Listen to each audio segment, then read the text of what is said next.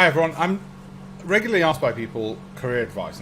Given A levels, given a recession, given redundancies, more people are looking for jobs than ever before. And I'd say that one of the key issues is, well, what kind of roles are out there? What kind of companies? Especially when you don't know what you can and should be doing.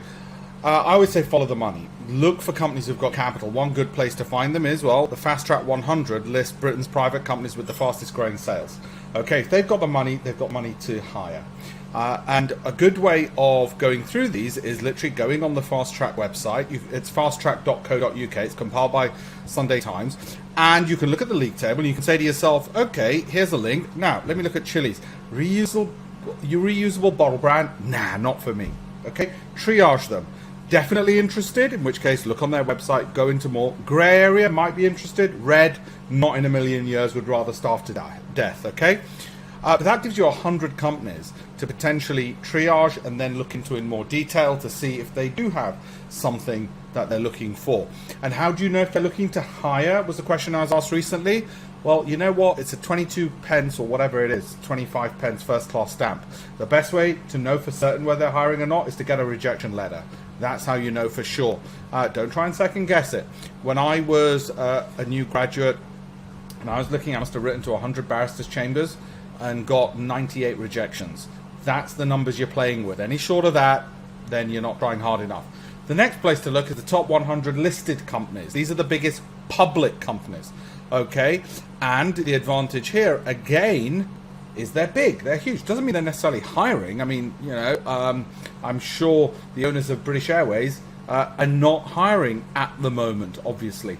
But again, it will give you size, scale, gives you that certainty of a company. Now you might say, well, wait a minute, everyone's going to be applying to the 100 largest, and why should they pick on me? Well, go for the 350 largest.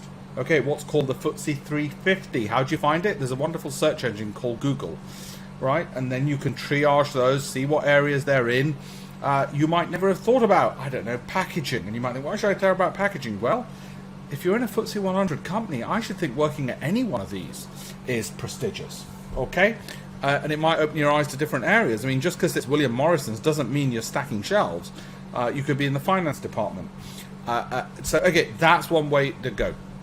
The third place I'd say is a lot of people say to me, I'm interested in entrepreneurship, startups, younger companies, but I don't know where to go. When you look at the crowdfunding sites like Crowdcube, what you often find is companies which have recently raised money and therefore are probably looking to hire, and they're startups, they're entrepreneurial, so you've got the ability to start and be engaged with a startup. Obviously higher risk because they're startups. You might not get the big pay package of the big companies, but at least you're working with startups. A halfway house, so you want the security of a big company, but still working with startups, entrepreneurial companies, is to look at the accelerators or incubators of the big companies. So look at Google's accelerator in London, Amazon, Apple. They all have accelerators or incubators where they're incubating startups. So you're working in a big company working with startups, okay?